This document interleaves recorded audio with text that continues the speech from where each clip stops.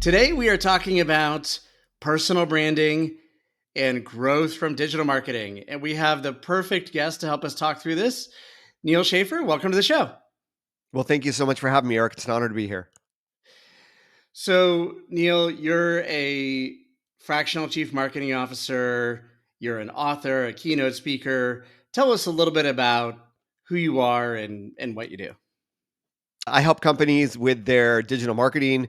The term fractional CMO means that it's less of just pure black box consulting, more of becoming like, a fractional employee for various companies. Tend to work with small businesses, startups, entrepreneurs, helping with their digital marketing.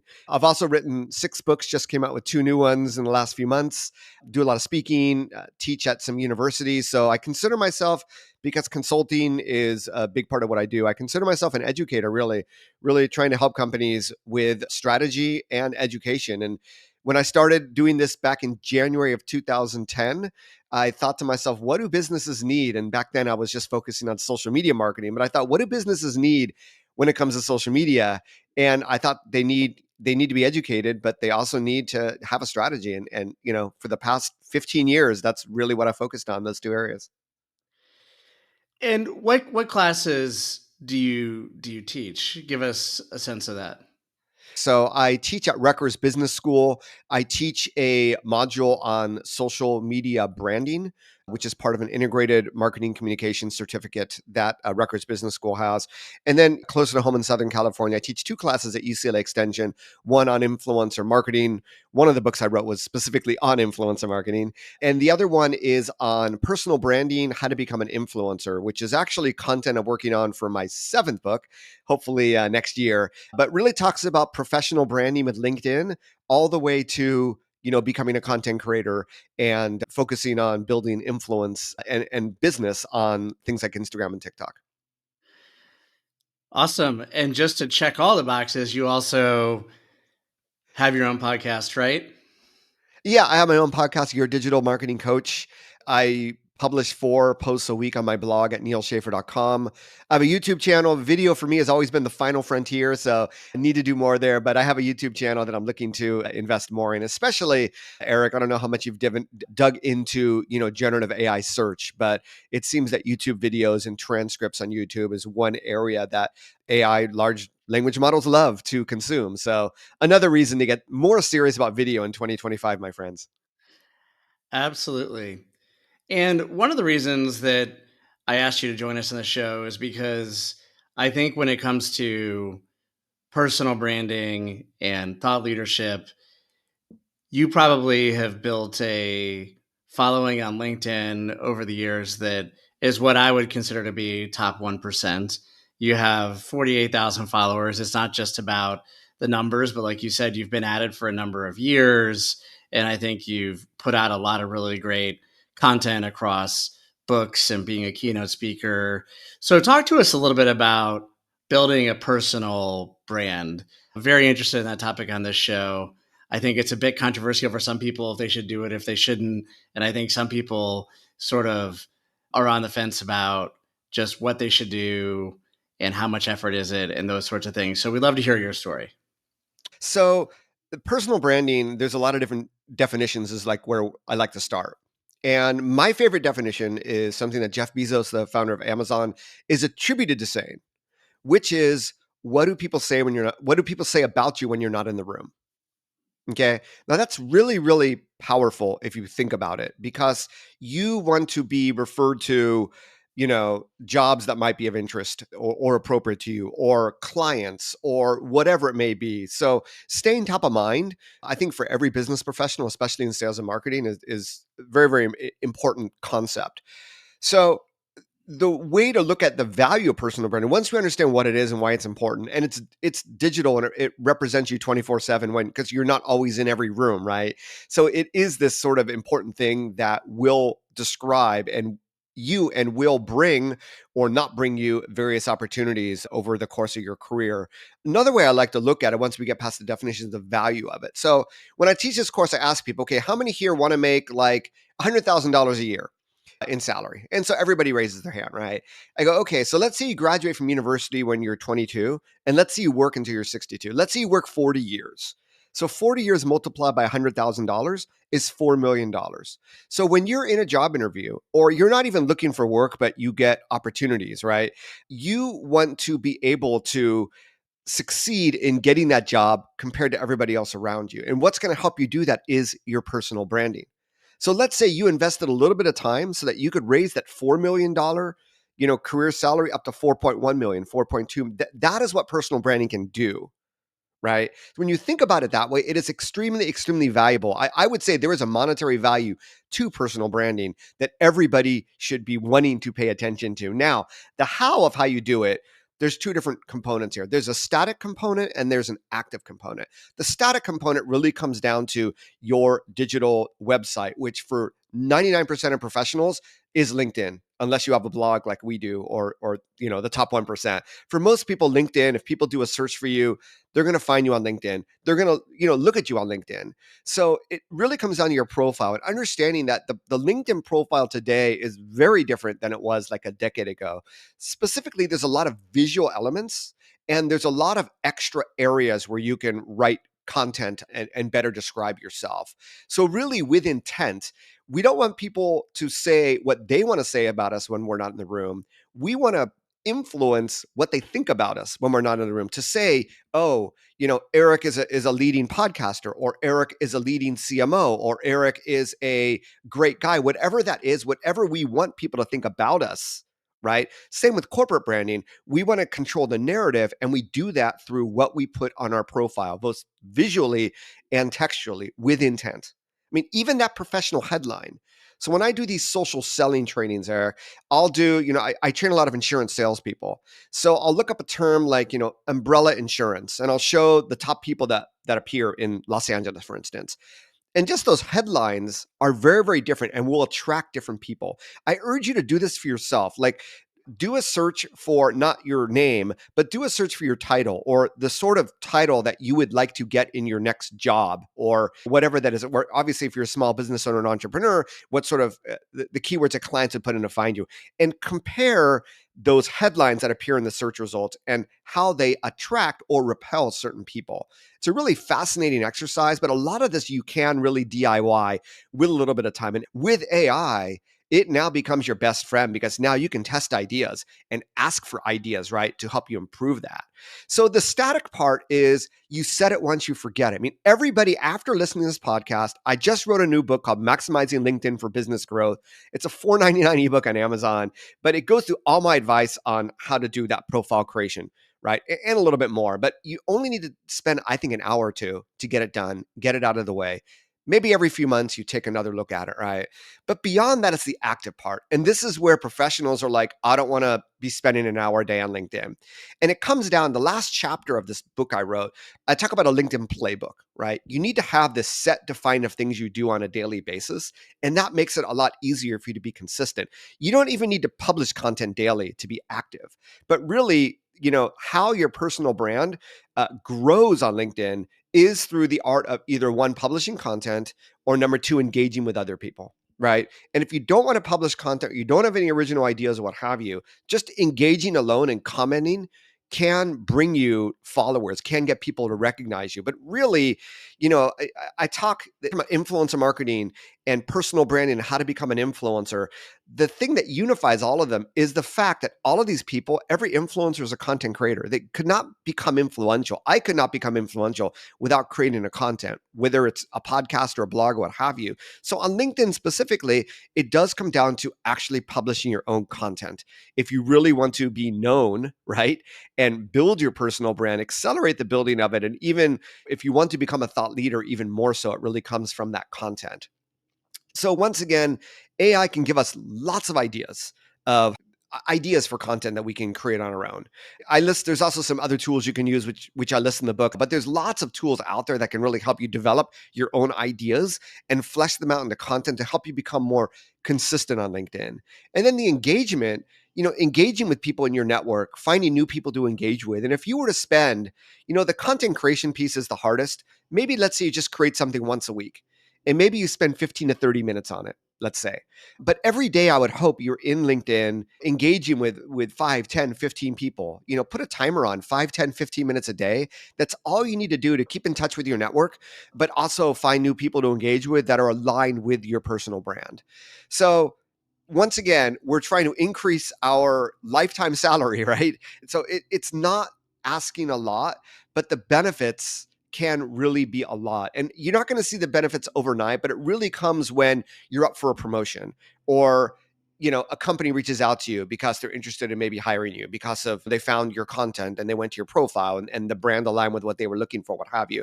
Or it might be a speaking opportunity, it might be a podcast interview opportunity, whatever it is. I do think over time you see more and more of these opportunities come your way. And that's sort of the ROI of this, because it becomes then a tumbleweed effect. Once you get on one podcast, the very first podcast I was interviewed on was Michael Stelzner's social media marketing podcast, which is like a top 10, social media marketing podcast. I didn't know what podcasts were, in all honesty. And after he interviewed me, he says, Neal, there's going to be a bunch of people reach out to you asking you to be interviewed on their podcast. So get ready. And lo and behold, that's what happened. And like the next podcast I was on was Entrepreneurs on Fire, John Lee Dumas.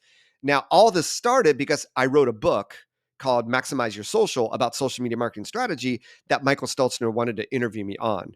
I could have written blog posts about it, which at some time I could have, repurposed into a book, but it all comes from content, right? But that tumbleweed effect, once you get going, once you get onto one stage, it gets easier to get invited onto more stages, what have you. So I know this is a very, very long description to a very, very simple question, but I like to add the context. The why, the how, they're both important. But I would encourage every one of you, after listening to this, just go to your LinkedIn profile. Does it say, you could even cut and paste it into a chat GPT and say, hey, what does it say about me? How would you define my personal brand based on my own profile? And then if I want to change my personal branding to be better known for A, B, or C, what changes would you suggest I make? And that's a great way to get started. You could DIY the whole process. Yeah, I think that's great advice. People hire and want to work with people that they know, trust, and like. And I think the way that you get to be known, trusted, and liked is the two ways you said, is by putting out content that you're an expert on or that you have opinions on, and by engaging with people, right? So that they know you and they like you and they ultimately trust you. I think that those are where some of the magic comes to life that you were saying. But the one thing I've noticed is that it seems like there's this bell curve in corporate America where if people are rated in performance on a scale of 1 to 5, they say like 80% of people are a 3, right? And I would say a lot of the people I've seen that invest the time to create a personal brand are those that are probably on the bell curve, like the top 10%. They're like 4s and 5s. Those people who are what I like to call professionally ambitious. Because a lot of people, I think they just sort of want to go through the motions and do what they have to do. But there's a lot of great examples of people who produce great content that put in extra effort, because this is extra effort, right? Like you're not Yeah. required to do it. But when people put in extra effort, that's generally what puts them into the top 10%. And they do it because they want to get to the next level. They want to take their career to the next level. That's what I've observed. Have you seen that? Yeah, if you're just putting in the motion, just for the sake of the paycheck, and you don't really enjoy doing what you're doing, you're not going to invest in your personal branding, and you're probably not going to do a good job, right? So it really comes down to mindset. I consider myself a lifelong learner. I love learning about new things. So, do you have that same attitude towards life or not? I think is one thing, but the other thing definitely is ambitious. Do you love doing what you're doing? If you love doing what you're doing, then you probably love learning new things about what you're doing, and you probably want to do better. So there definitely are different personality types, different things that motivate people. I've always wanted to enjoy what I do from 9 to 5 because it's a big part of my life, right? And if you're not enjoying it, then maybe you should be doing something different. And personal branding can help you align yourself with a different direction if you want to go. But I do agree there is a lot of mediocrity. I remember when I was one of my fractional CMO clients was actually a Grammy award-winning musician, and his assistant was in charge of the marketing. And She was like, "Well, we're going to do a giveaway." I'm like, "Well, what was the idea of the giveaway? What are you going to give away? How are you going to run it? What's the objective?" And well, she said, oh, I found this blog post and it looked really good. And I think that there's a lot of people who just they find random things in the internet or ChatGPT, and they just go with it without really fundamentally understanding things on a deeper level, right? On a more strategic level.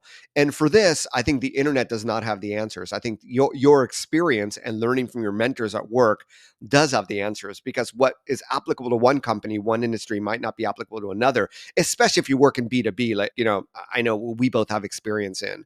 So, there comes a point where you really do need to think at a deeper level than what appears online. I think is really the best way to say it. There's so many things, Eric, where, I'm looking for advice on something and it just, the information's not online.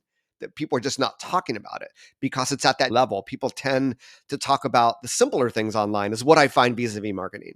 So it's really going to come down to you, you know, learn reading books, sometimes podcasts, but also just going to conferences, getting to meet people, right, in your company, in your industry. Don't wait for life to come to you. Go get it.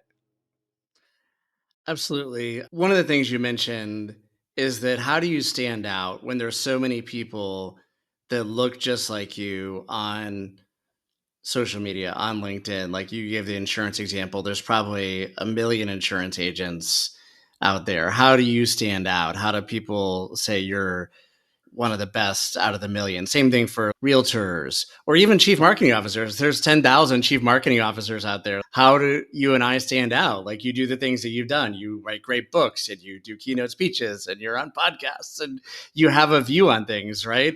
I think that that's really how do you stand out when there's so much saturation out there? Is that a big part of it? So, working again on this book, I've defined that there are 15 different elements of personal branding. And some of the things like perspective, definitely one of the elements, right? Niche is definitely another element. But things like story, right? Like, well, what's your story? Because everybody has a different story. And often, why we do what we do and how we do it is defined by these stories of our past in our life. So, for me, the first part of figuring out your personal brand and standing out is really introspective. It's really brainstorming all of your experiences, all of your passions, all of your stories. What are your values? What's your why? And really from that, everybody has a unique brand.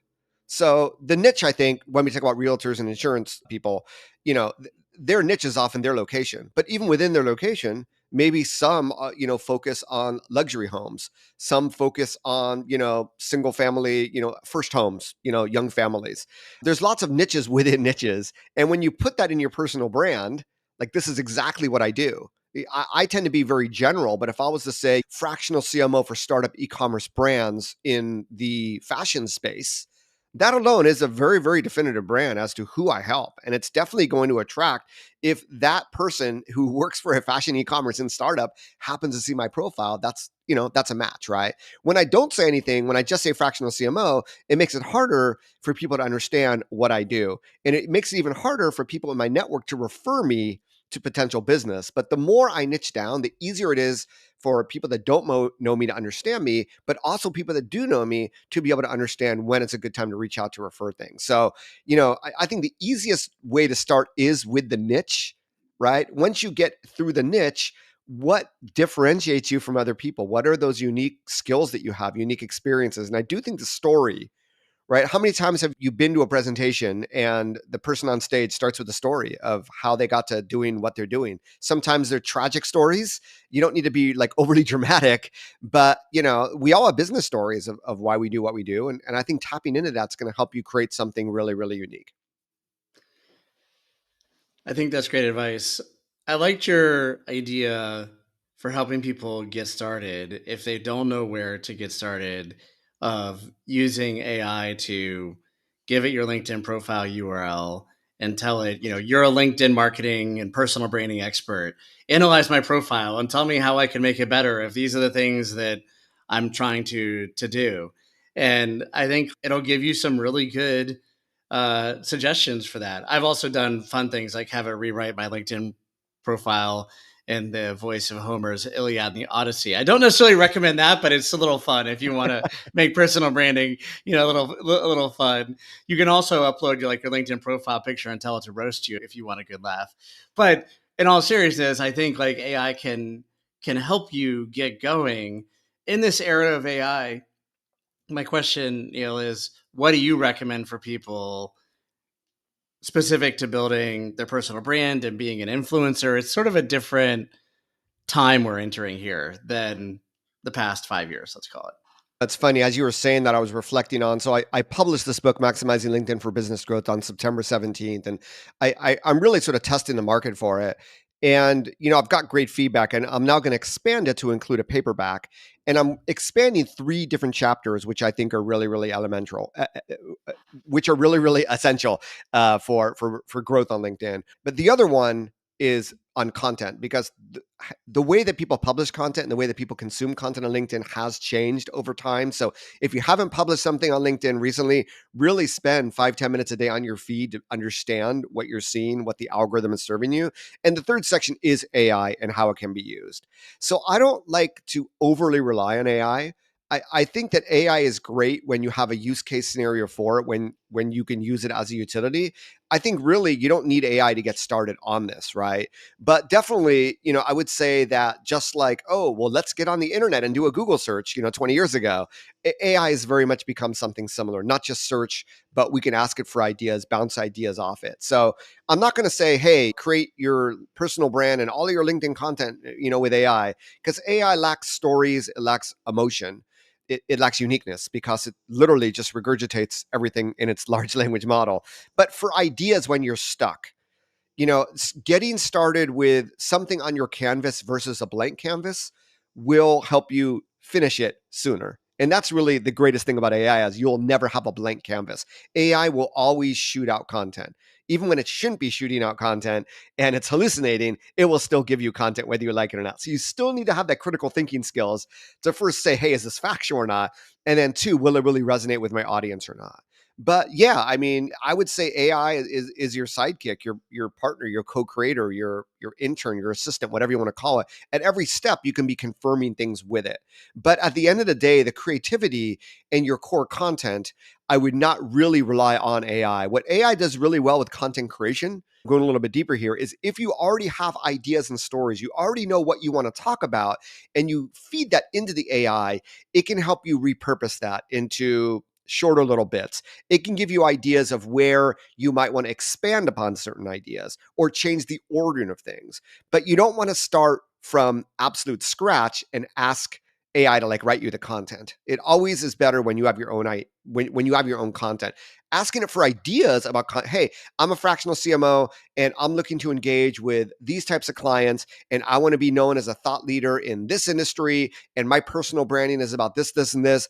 Please give me 10 ideas for content that I should publish on my feed in LinkedIn. And it'll give you great ideas. And from there, you need to take an idea, flesh it out yourself. And then if you need help at developing that content, that's where I'd use AI. So, AI is great for the functional content, and AI is great for ideation. And then AI is great at taking what you already have and helping you refine and improve it, but not just from scratch, letting AI output something and cutting and paste that, right? So it's a distinction that's really, really important. But everything outside of that, AI can be used to various degrees.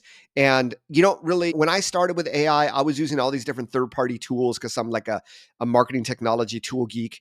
But these days, I've really gone back to ChatGPT because all these tools just integrate with ChatGPT. There's some who say that Claude is better, is more human. There are sites like Magi, I think it's Magai, where you can compare various outputs and find the large language model that best serves you. Obviously, Google is another option. I just use ChatGPT. I pay $20 a month for the paid version. I train it to better sound like me. And yeah, I mean, that's really the only tool I think you really need. There are some additional LinkedIn tools that I cover in my book that are like AI enhanced tools that have like preset recipes for some of these things. But I think you developing your own prompting and revising that prompt and custom GPTs for your own work is probably the best way that I would recommend that you manage your time with AI today. I think that's great advice. As we're going into 2025, what are the top two or three things that you would recommend to those who are professionally ambitious that want to build a personal brand, want to be a thought leader and an influencer, what should they focus on in the next year? Well, number one, perfect your craft. Learn what you need to learn about what you do. Consume podcasts, books, go to conferences, right? You know, influencers become influential because usually they're really good at something and they've perfected their craft over time. So that's something that goes without saying. Number two is really invest in content creation. Start getting your ideas out. I like in my class, I bring out a concept called the story bank. And it's a concept that other professional speakers talk about, but it's really documenting all these stories or case studies, right? Of things that you've done that have had impact in your career, in your personal life, or just things that you think about that help define you. Whatever type of story it is, by putting those in some sort of a database, it could be Notion, it could be a Google Sheet, that will really help you in developing that personal brand. But from those stories, then you could begin to create really, really unique and original content. So investing in content creation, whether it be LinkedIn posts, I would start with LinkedIn posts, but if you feel confident, you can then start thinking about, well, maybe I want to do a podcast. Maybe I want to do LinkedIn video. Maybe I want to do more writing and start a blog or write a book. But really, the LinkedIn post is the easiest way to get started. But try to challenge yourself. Once a month, I'm going to write something, or once a week, I'm going to write something. And if you could publish every day, Monday to Friday, you're publishing more frequently than I am. And I've written 3 books on LinkedIn. So you definitely do not have to do it every day, but once a week, crafting something really unique. And I would recommend, if it's going to be a longer piece of content, just start a newsletter. I did an analysis of my posts that I've been, publishing on LinkedIn over the past almost 2 years. And the newsletters actually got the most impressions. The newsletter is basically, instead of writing a post, you write an article. Once you get 100, I think once you get 100 subscribers, you can name it, and people, will subscribe to it. And LinkedIn really does like to keep people on the platform, and a newsletter is a great way of doing that. So that would be my recommendation, is really just to start a newsletter where, once a week, share a story, right? That is aligned with your personal brand, that shares your expertise, that helps you build your personal brand. So the last part is AI. Just spend time experimenting with AI. Whatever you don't use AI for, try using it with it, because it's really going to help with your efficiency, with your consistency, with your creativity. It's like the internet itself, right? It's like electricity itself. It's going to help you in many, many different ways. And we are still at the very, very beginning of the very, very tip of the iceberg when it comes to generative AI. So really experiment more with it. Yeah, I mean, always have it open, always be thinking of different ways of using it. Try to find better ways of getting the information you want from it. So those would be my three, things that I would recommend. Obviously, craft, become a lifelong learner. There are so many ways to learn right now, offline and online, and then build that personal brand through, ideally, writing content about your stories once a week through a LinkedIn newsletter would be my recommendation today.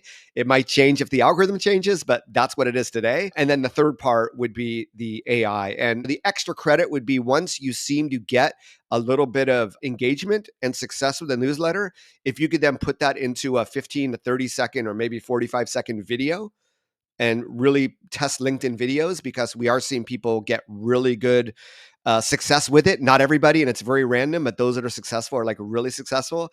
Another way of using AI: hey, here's an 800-word LinkedIn newsletter. I'd like to create a 30-second video script that covers the key points, that would be engaging and has a strong hook. Can you create one for me? And then boom, you have a canvas, you have a rough draft of something that you could create a video for. And then creating the video is as simple as just as simple as your iPhone and recording yourself, bringing it into CapCut on your phone or on your computer, putting a title, adding captions, maybe doing a little bit of slight editing, and you're done. And I think, video is the final frontier for me as well. And there's this mindset that prevents us from doing more with video. But once you get going, I think it's really easy to do. And it's another way, if you really want to accelerate the growth of your personal brand on LinkedIn, definitely video. And once you do that, I mean, you could take those LinkedIn videos, you could put them on YouTube Shorts, you could put them on Instagram, TikTok. So I know that was extra credit, but that's a huge one for those that really want to be ambitious and go the whole way in 2025. I'm loving it. I recommend everyone be ambitious and embrace all of those ideas.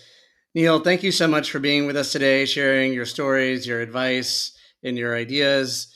I'm going to link to your website so people can check out your books and your podcast and all of your great content and get in touch if they'd like to learn more about all the great things you're doing. Really appreciate you being on the show today. Thank you. Oh, it's been my pleasure, and I wish everyone the best of luck. And the future's now. Don't wait another day. Get started today. Make 2025 the best year ever.